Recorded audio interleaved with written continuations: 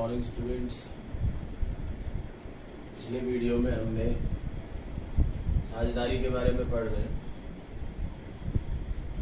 पिछले वीडियो में हमने ये जाना कि किसी भी साझेदारी का जो जन्म होता है वो किसी न किसी समझौते के द्वारा होता है। तो ये जो समझौता था ये दो प्रकार का हो सकता था, मौखिक और लिखित। और प्रीवियस वीडियो में हमने बात की थी कि साझेदारों के मध्य जो लिखित समझौता होता है उसका नाम हमने दिया था साझेदारी संलेख।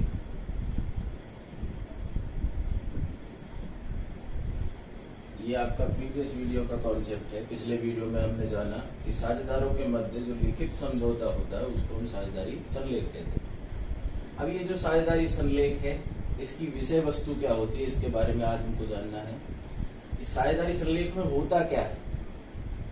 जैसे मान लीजिए एक फर्म में ए, बी और सी तीन साझेदार।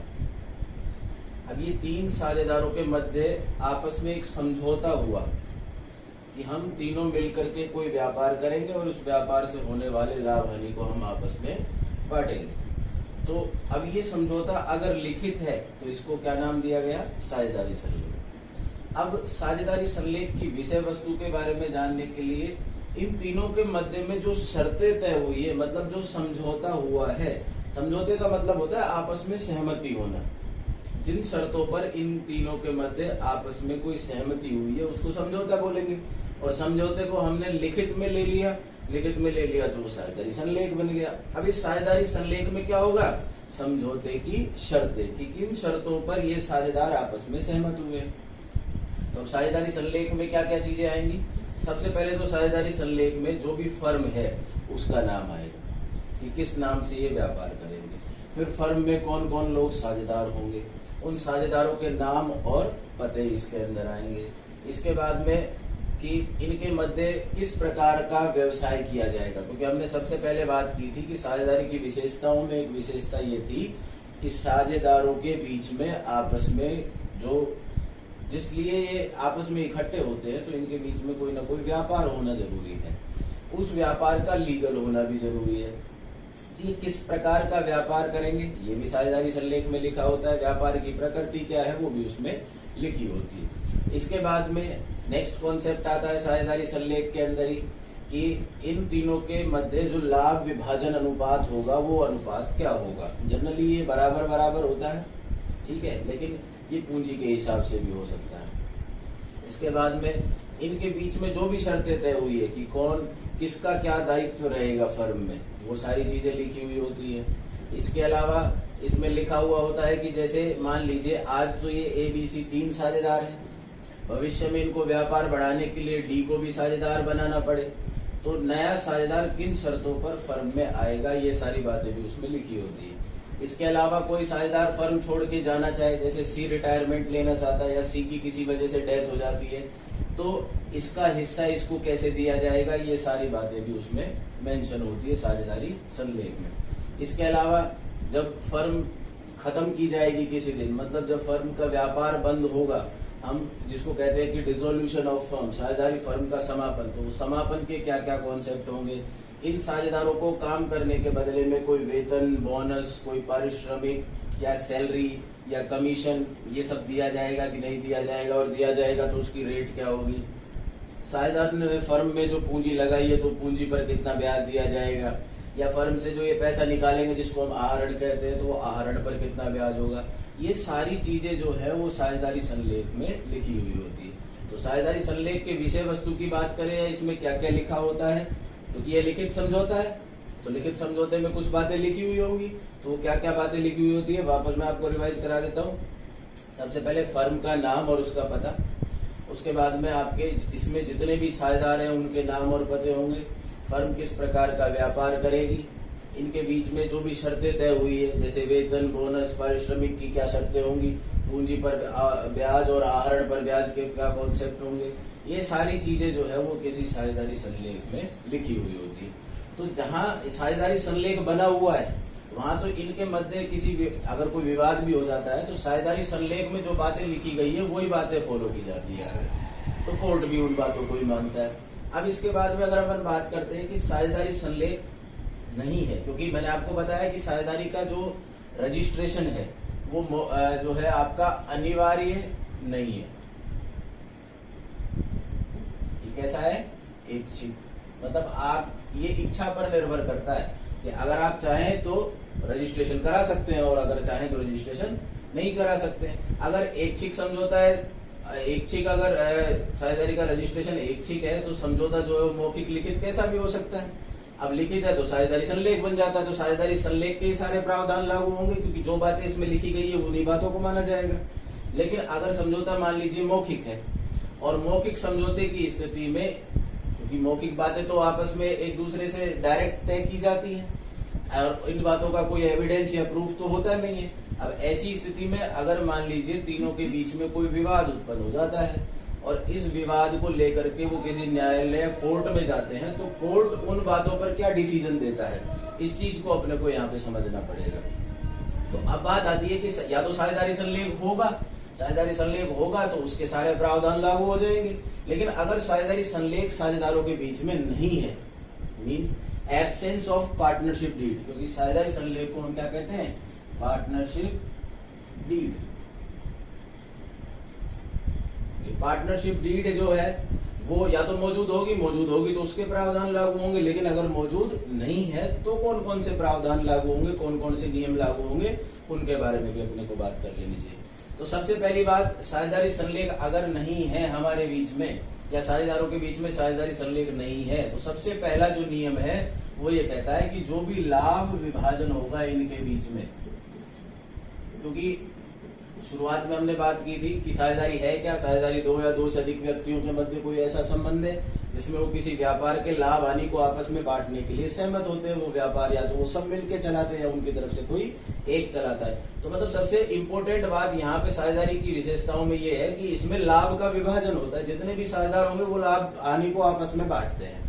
तो अगर साझेदारी संलेख दिया हुआ है तो जो उसमें लिखा हुआ है उस अनुपात में बटेगा, और अगर साझेदारी संलेख नहीं है तो लाभ विभाजन जो है वो बराबर बराबर। ये सबसे पहला नियम है कि अगर साझेदारी संलेख अनुपस्थित है या साझेदारी संलेख नहीं है तो लाभ हानि का विभाजन कैसे होगा? बराबर बराबर। First concept. इसके बाद दूसरा कॉन्सेप्ट ये निकल करके आता है कि अगर साझेदारी संलेख है, ये तीनों व्यक्ति मिलकर के काम करेंगे या इनकी तरफ से कोई एक काम करेगा, तो काम करने के बदले में उनको कोई सैलरी, बोनस, कोई अदर रेम्यूनरेशन जिसको हम पारिश्रमिक कहते हैं, कमीशन वगैरह मिलेगा या नहीं मिलेगा।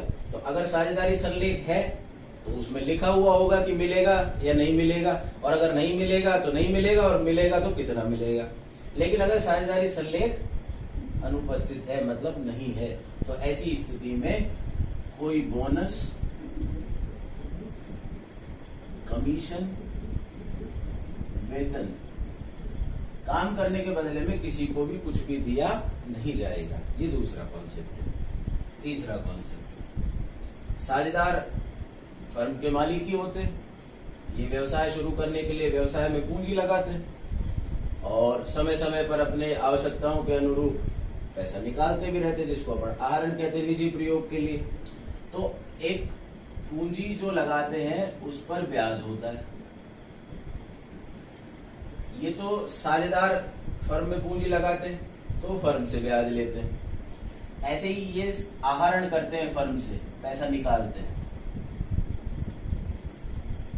तो जब ये आहरण करते हैं तो फर्म भी इनसे कहती होगी कि ब्याज दो।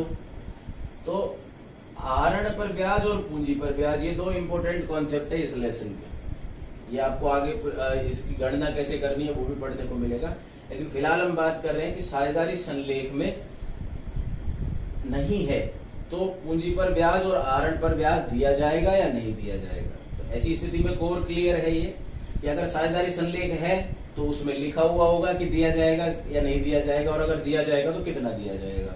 लेकिन अगर साझेदारी संलेख नहीं है तो किसी भी साझेदार को पूंजी पर ब्याज और आहरण पर ब्याज नहीं दिया जाएगा। ये भी एक इम्पोर्टेंट कॉन्सेप्ट है। इसके अलावा एक चौथा कॉन्सेप्ट होता है, जैसे मान लीजिए 3 साझेदार हैं और व्यापार करने में फर्म को 50,000 रुपए की आवश्यकता है।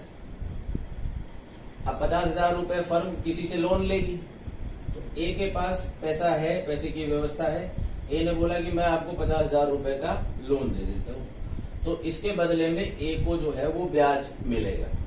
ये ब्याज जो है अगर साझेदारी संलेख नहीं है तो 6% वार्षिक की दर से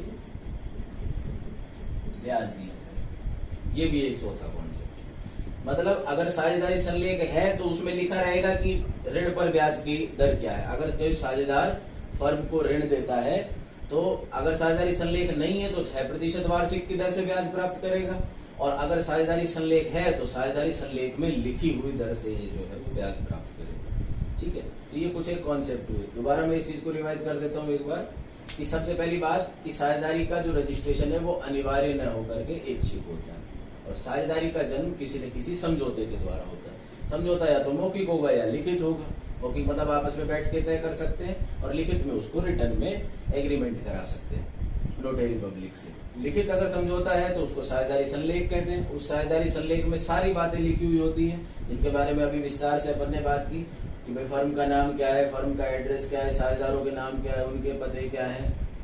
इसके अलावा कि अगर कोई साझेदार काम करता है तो उसको कितनी सैलरी, बोनस वगैरह मिलेगा, लाभ विभाजन का अनुपात क्या है, व्यवसाय की प्रकृति क्या है, वो सारी बातें उसमें लिखी होती है। जो भी चीजें, जो भी शर्तें इनके बीच में तय होती हैं, वो सारी की सारी शर्तें साझेदारी संलेख में लिखी हुई होती है। और ये एक बेहतर ऑप्शन है क्योंकि इसको एज एन एविडेंस कोर्ट में एक सबूत के रूप में पेश किया जा सकता है इन केस ऑफ डिस्प्यूट, अगर कोई विवाद उत्पन्न होता है। अगर ये साझेदारी संलेख नहीं है तो स्टैंडर्ड नियम है जो भारतीय साझेदारी अधिनियम 1932 है, उसने कुछ विशेष कानून बनाया हुआ है, कह सकते हैं कि नियम बनाए हुए हैं कि अगर साझेदारी संलेख साझेदारों के बीच में नहीं है तो कोर्ट भी इन चीजों के आधार पर ही फैसला देता है। सबसे पहली बात, लाभ विभाजन सब बराबर बराबर करेंगे। किसी भी साझेदार को काम करने के बदले में कोई बोनस, कमीशन या वेतन नहीं दिया जाएगा। पूंजी पर ब्याज, आहरण पर ब्याज नहीं लगाया जाएगा। और अगर कोई साझेदार फर्म को ऋण देता है तो उसको 6% वार्षिक की दर से ब्याज मिलेगा। ये कॉन्सेप्ट आपके थ्योरी के हो जाते हैं। ठीक है, तो यही कॉन्सेप्ट को आप एक बार रिवाइज करें। नोट्स आपको प्रोवाइड करा दिए गए हैं और उसी नोट्स के आधार पर इन चीजों को समझिए। Thank you.